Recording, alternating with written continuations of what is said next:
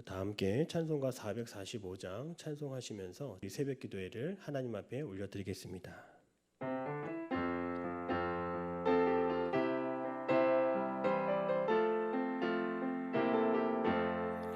대산을 넘어 험곡에 가도 빛 가운데로 걸어가면 주께서 항상 지키시기로 약속한 말씀 변치 않네.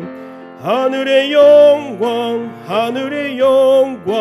나의 맘속에 차고도 넘쳐 할렐루야를 힘차게 불러 영원히 주를 찬양하리.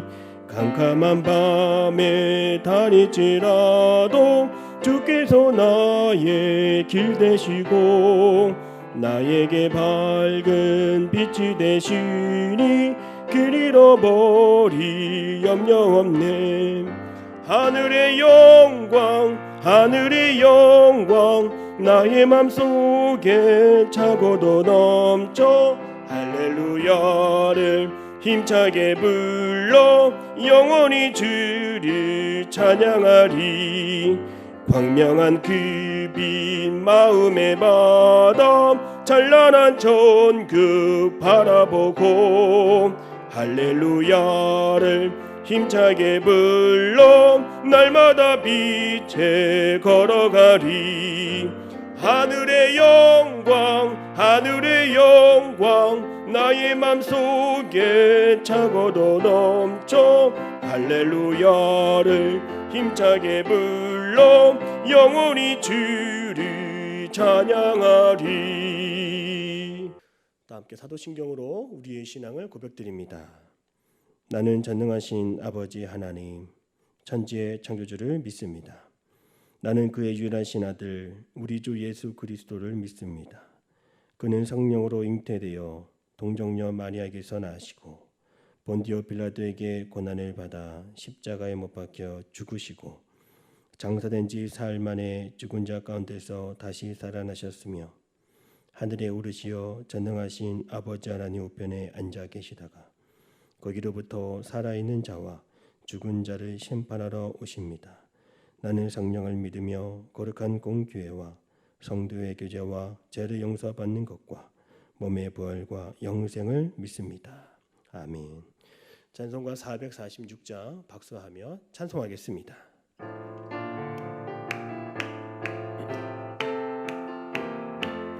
주 음성 외에는 참 기쁨 없도다. 날 사랑하신 주 늘 계시옵소서. 기쁘도다 항상 기쁘도다. 나 주께 왔사오니 복 주옵소서. 나 주께 왔으니 복 주시옵소서. 주 함께 계시면 큰 시험이기네. 기쁘도다 항상 기쁘도다. 나 주께 왔사오니 복 주옵소서. 주 떠나가시면 내 생명 헛되네. 기쁘나 슬플 때 늘 계시옵소서. 기쁘도다 항상 기쁘도다. 나 주께 왔사오니 복 주옵소서. 그 귀한 언약을 이루어 주시고 주 명령 따를 때 늘 계시옵소서. 기쁘도다 항상 기쁘도다. 나 주께 왔사오니 복 주옵소서.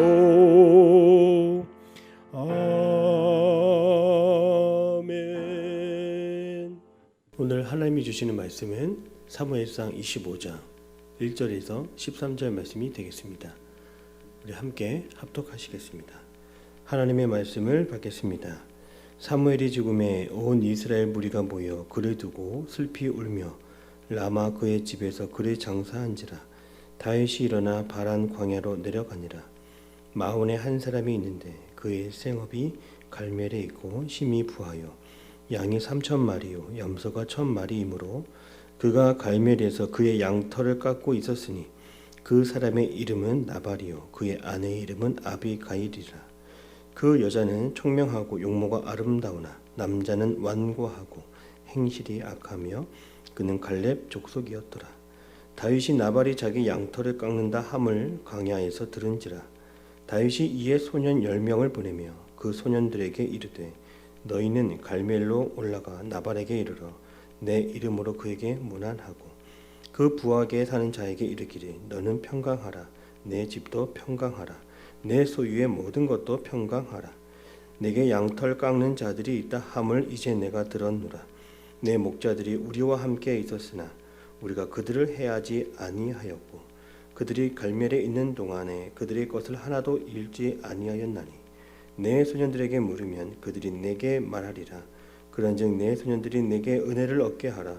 우리가 좋은 날에 왔은즉 내 손에 있는 대로 내 종들과 내 아들 다윗에게 주기를 원하노라 하더라 하라.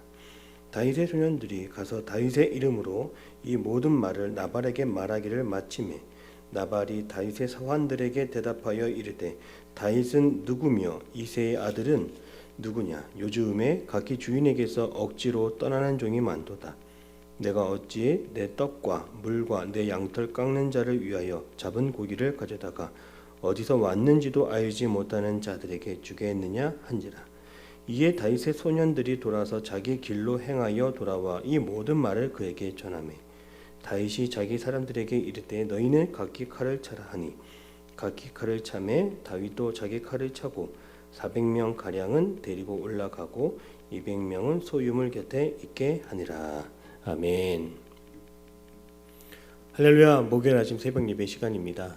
오늘도 온라인으로 함께 예배하는 우리 모든 하나님의 사람들, 모든 하나님의 자녀들에게 하나님의 성령 충만한 은혜가 오늘도 우리 삶에 함께하기를 축복합니다. 좀처럼 화를 낼 것 같지 않은 사람들이 있습니다. 바늘을 찔러도 화를 내지 않는 사람, 감정의 변화가 없어 보이는 사람이 있습니다. 바로 다윗이었습니다. 광야의 삶을 살 때 참고 기다리며 쉽게 화를 내는 법이 없었습니다. 그러던 다윗이 화를 냈습니다. 13절의 말씀을 같이 볼까요? 13절입니다. 다윗이 자기 사람들에게 이르되 너희는 각기 칼을 차라 하니 각기 칼을 차매 다윗도 자기 칼을 차고 400명 가량은 데리고 올라가고 200명은 소유물 곁에 있게 하니라. 아멘. 다윗이 이성을 잃은 듯이 화를 내는 이유는 전쟁 때문이 아닙니다. 나발이라고 하는 한 사람 때문입니다. 나발이 어떠한 사람이길래 다윗이 이렇게 화를 참지 못하는 것일까요? 오늘 성경에는 나발이 어떠한 사람인지를 먼저 성경이 자세하게 설명하고 있습니다. 2절의 말씀을 보면 나발은 양이 3,000마리가 있고 염소가 1,000마리가 있는 아주 부자였습니다. 그리고 3절에는 나발은 완고하고 행실이 매우 악하다 이렇게 기록되어 있습니다. 다윗이 화를 내는 것은 나발이 가진 소유 때문이 아닙니다. 그가 화를 참지 못하는 것은 과거 다윗이 나발의 양들을 지켜주고 목자를 보호해 주었고 나발의 것을 하나도 손대지 않고 정성으로 돌봐주었던 그 시절, 그 은혜를 기억하지 못했기 때문입니다. 나발은 교만했고 다윗을 무시하며 받은 은혜를 나누지 않는 탐욕과 악한 사람이었습니다. 그러한 나발을 보고 다윗은 화를 참지 못했습니다. 오늘 우리는 화를 내며 분노하는 다윗의 모습을 보면서 하나님을 가장 닮았다고 하는 그런 다윗의 마음속에 그가 가진 연약함과 아직 다듬어지지 않은 부분들이 있다는 것을 보게 됩니다. 그렇습니다. 아직 다윗은 하나님의 닮은 그 인격, 그 성품을 닮아가기까지 더 오랜 시간이 필요했습니다. 하나님은 광야에서 그의 인격을 다듬고 그의 성품을 더 고쳐나가기를 원하십니다. 오늘 하나님께서도 저와 여러분을 조금씩 고쳐주시기를 원합니다. 우리의 성격과 우리의 마음과 우리의 성질을 하나님은 아시고 우리가 언제나 하나님을 닮아가는 모습으로 하나님은 우리를 변화시켜 주십니다. 오늘 성경 말씀을 통해서 다윗이 분노하게 된 그 이유를 우리가 다시 한번 살펴보고 오늘 우리가 하나님 앞에 다듬고 고쳐져야 할 부분이 무엇인지를 말씀을 통해 함께 깨닫기를 바랍니다. 먼저 살펴본 말씀은 4절에서 6절입니다. 우리 같이 한번 읽어볼까요? 다윗이 나발이 자기 양털 깎는다 함을 광야에서 들은지라. 다윗이 이에 소년 10명을 보내며 그 소년들에게 이르되 너희는 갈멜로 올라가 나발에게 이르러 내 이름으로 그에게 문안하고 그 부하게 사는 자에게 이르기를 너는 평강하라. 내 집도 평강하라. 내 소유의 모든 것도 평강하라. 다윗은 광야를 전전하며 자기를 따르는 무리들 600명과 함께 했습니다. 그들은 늘 쫓기는 인생 가운데 먹고 자고 하는 것을 자급자족하듯이 늘 하루하루를 해결해야만 했습니다. 그러던 어느 날 양털을 깎는 날이 다가왔습니다. 양털을 깎는 날은 이스라엘에서 잔치와 같은 날이고 이날은 무엇보다 양고기를 마음껏 얻을 수 있는 그러한 명절과 같은 날이었습니다. 다윗은 이전에 도왔던 나발의 목장에 찾아갈 것을 마음먹었습니다. 이전에 도와준 그 나발, 자신의 은혜를 잊지 않고 또한 함께 그 은혜를 나눌 수 있을 거라 생각했습니다. 그래서 다윗은 오늘 말씀을 보니까 소년 10명을 보냈습니다. 큰 장정이 아니라 소년을 보내면 좀 더 먹을 것을 수월하게 구할 수 있을 것 같았습니다. 그리고 소년들에게도 친절히 인사하고 평강의 인사를 3번이나 하라고 했습니다. 나발에게 평강을, 또 나발의 집에 평강을, 그리고 그의 집의 모든 소유에 평강을 빌어주라고 말했습니다. 예전에 고깃집, 무한리필집이 참 많았습니다. 가장 난처한 손님 가운데 하나가 바로 운동선수들이라고 합니다. 이들이 왔다 가면 어떤 고기든지 모든 종류를 다 쓸어가서 장사를 할 수 없는 상태가 된다고 합니다. 저도 그 고기 뷔페가 많이 생겼을 때에 초등부, 축구부 어린이들을 데리고 교회 앞에 있던 착한 돼지라고 하는 그런 고깃집을 갔습니다. 그런데 운동하는 친구들이라 그런지 사장님이 그 아이들을 보고 반가워하지 않는 그런 모습을 보게 되었습니다. 저도 마음이 좀 불편했는데요. 가게 이름은 착한 돼지였으나 그 착한 모습은 온데간데 없이 시간에 쫓기면서 부랴부랴 고기를 먹고 나온 적이 있습니다. 오늘 성경에 보면 다윗은 나발의 집에 먹을 것을 구하러 갈 때에 너무나 큰 무리수를 두지 않았습니다. 600명이나 되는 장정이 한꺼번에 몰려가면 난처할 것을 알았기 때문에 적당한 인원들을 보냈습니다. 소년들을 보냈습니다. 그렇게 해야 다윗은 먹을 것을 구하고 도움을 얻을 줄 알았던 것이죠. 그리고 다윗과 그 일행은 광야를 전전하는 건달이나 무리들처럼 보일 수 있기에 최대한 몸을 낮춰 공손하게 축복을 빌어주며 도움을 요청했습니다. 그런데 나발의 반응은 어떠했을까요? 다윗이 예상한 것과는 너무나 달랐습니다. 나발이 다음과 같이 말합니다. 10절에서 11절입니다. 나발이 다윗의 사원들에게 대답하여 이르되 다윗은 누구며 이새의 아들은 누구냐? 요즘 각기 주인에게서 억지로 떠나는 종이 많도다. 내가 어찌 내 떡과 물과 내 양털 깎는 자를 위하여 잡은 고기를 가져다가 어디서 왔는지도 알지 못하는 자들에게 주겠느냐 한지라. 다윗은 나발이 하는 이야기들을 듣게 되었습니다. 나발은 다윗을 비난했던 것이죠. 첫째, 다윗이 누구냐? 이새의 아들이 누구냐? 나발은 다윗을 알고 있으면서도 그 다윗을 무시했습니다. 두 번째로 다윗을 향하여 주인을 버린 사람이다. 다윗은 배신자다. 다윗은 죄를 지은 종이다. 이렇게 원색적으로 비난했습니다. 또한 세 번째로 나발은 내 양, 내 떡, 내 것을 어찌 내가 모르는 사람에게 주느냐 이렇게 말하며 문전박대하듯이 다윗의 일행을 물리쳤습니다. 다윗이 이 말을 듣고 칼을 차고 나발을 공격하고자 했던 것입니다. 나발이 지금 다윗의 자존심을 건드렸고 다윗의 존재를 무시했기 때문입니다. 골리앗을 이겼던 다윗인데 사울 왕에게 쫓기면서도 붙잡히지 않았던 다윗인데 나발이라고 하는 그 한 사람 때문에 다윗은 지금 무너지고 있습니다. 다윗이 이성을 잃으며 분노하고 있는 것은 자신이 생각하는 기준과 맞지 않는 세상을 만났기 때문입니다. 자신이 기대했던 합리적인 생각들, 도움을 받을 수밖에 없는 그런 상황들, 유리하게 만들었던 상황들, 다윗은 기대가 컸지만 그 기대가 크면 클수록 다윗의 뜻대로 되지 않을 때 그는 화를 낼 수밖에 없었고 그의 마음은 심히 요동칠 수밖에 없었습니다.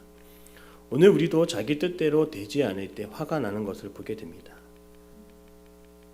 자녀가 내가 생각하는 대로 자라지 않을 때, 내 몸이 내가 생각하는 것처럼 건강하지 않을 때, 하루하루의 삶이 내가 생각하는 것처럼 다 되지 않을 때, 내가 마음 먹은 것처럼 쉽게 풀리지 않을 때 우리는 화가 나는 것을 보게 됩니다. 오늘 우리의 마음속에는 내가 경계해야 할 또 다른 나의 모습이 있습니다. 그것은 내 기준, 내 판단, 내 뜻이 무엇보다 소중하다고 여기는 그런 마음입니다. 그것은 아직 내 안에 나의 의가 살아있고 나의 의를 드러내고자 하며 나의 의를 숨기지 않는 그런 모습입니다. 나의 옳은 판단과 나의 옳은 기준과 나의 옳은 생각이 존중받지 못할 때, 인정받지 못할 때, 알아주지 못할 때 화가 나는 것이죠. 내 기준과 내 뜻과 내 마음대로 되기를 원하는 마음이 바로 사울의 마음이죠.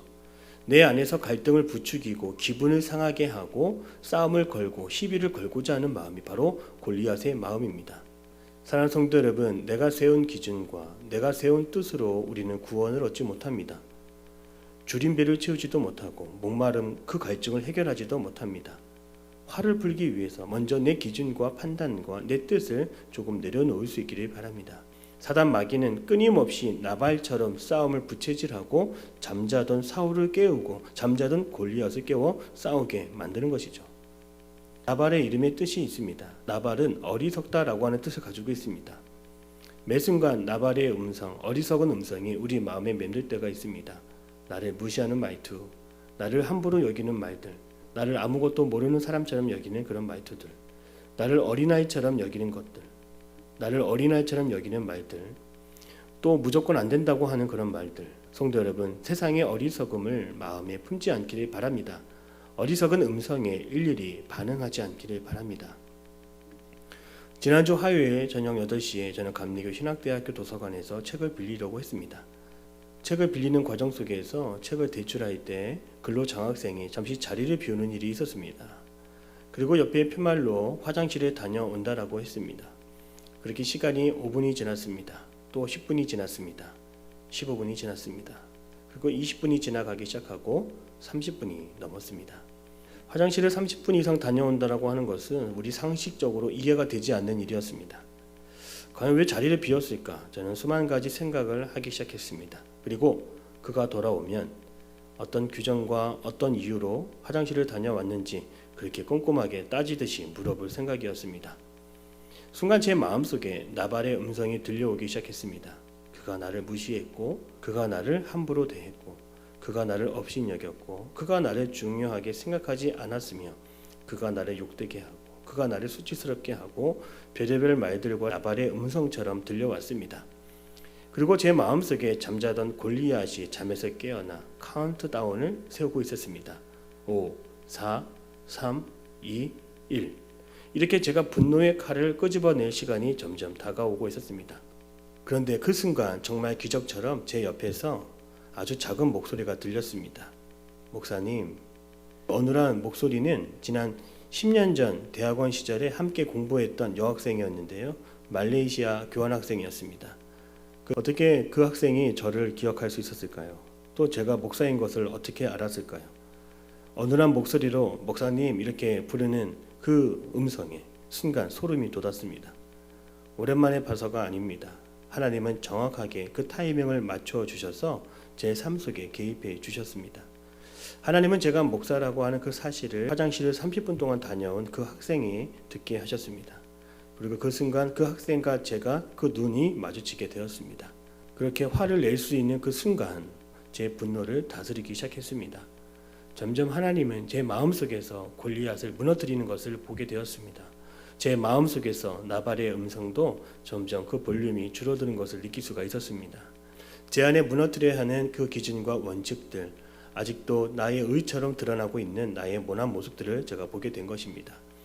그리고 그것을 위해 기도해야겠다라고 다짐했습니다. 그렇게 기도하면서 하나님은 또 저에게 마음을 주셨습니다. 하나님은 어떠한 상황 속에서도 나를 붙잡고 계시는구나. 내가 세운 기준들, 합리적이라고 생각했던 것들, 내가 의지했던 것들, 그런 것들 너무 신뢰하지 않고 오직 하나님만을 신뢰해야 되는 것이구나. 그런 마음들을 저는 얻을 수가 있었습니다. 사랑하는 성도 여러분, 어떠한 예상치 못한 상황이 우리에게 다가올 수가 있습니다. 또 그 상황이 나를 불편하게 하고 내 마음을 힘들고 어렵게 하는 상황을 우리는 만날 수가 있습니다. 그러나 그런 상황이 찾아올 때 우리가 반드시 기억해야 되는 것은 우리가 화를 내는 것이 중요한 것이 아니라 하나님이 이 모든 상황을 아시고 직접 개입해 주셔야 한다는 것입니다. 우리는 스스로 분노를 참을 수 없는 사람이기 때문입니다. 화가 나는 순간이야말로 하나님의 개입이 일어나는 가장 중요한 때임을 기억할 수 있기를 바랍니다. 우리가 하나님께 내 마음과 생각과 내 기준을 맡길 때 하나님은 내 마음을 다스려 주십니다. 하나님의 다스림 가운데 평안을 얻는 복된 삶, 또 내 마음을 지키는 복된 하루가 되기를 축복합니다. 기도하겠습니다. 사랑의 하나님, 우리의 마음을 다스릴 수 없는 분노와 화가 치밀어 오를 때 하나님, 그때 우리의 삶에 개입하여 주시고 우리의 마음과 생각을 다스려 주옵소서. 하나님의 생각과 하나님의 마음을 보기를 원합니다. 주님께서 내 마음속에 함께하여 주사 나발의 음성 작아지게 하시고 떠나가게 하시고 내 마음속에 분노의 골리앗 떨쳐내는 그런 놀라운 역사가 내 삶 가운데 나타나게 하여 주옵소서. 아버지 하나님, 화를 참지 못하여 갈등과 어려움을 겪는 이들이 있습니다. 주님, 마음속에 화평을 부르짖고 언제나 주님이 내 마음속에 주인 되어 주심으로 내 마음이 언제나 주를 찬양하며 언제나 평안을 노래하는 우리의 삶이 되게 하여 주옵소서. 하나님이 주신 비전 112를 기억하기 원합니다. 10,000명의 예배 공동체, 1,000명의 교회학교 어린이들과 100명의 선교사님들을 파송할 수 있는 이 시대가 원하고 바라는 아름다운 교회 되게 하여 주옵소서. 담임 목사님께 언제나 성령 충만함의 역사가 나타나게 하시고 늘 언제나 지혜로운 말씀과 은혜의 말씀을 전하실 때 그 말씀이 오늘 하루를 살아가는 든든한 힘이 되게 하여 주옵소서. 병상에서 누워서 고통 가운데 있는 환우들을 주님 살펴주사 병 낫는 역사가 나타나게 하시고 병고침의 은혜를 통하여 삶의 그 자리에서 간증할 수 있게 인도하여 주옵소서. 예수님의 이름으로 기도드립니다. 아멘. 하늘에 계신 우리 아버지의 이름을 거룩하게 하시며 아버지의 나라가 오게 하시며 아버지의 뜻이 하늘에서와 같이 땅에서도 이루어지게 하소서.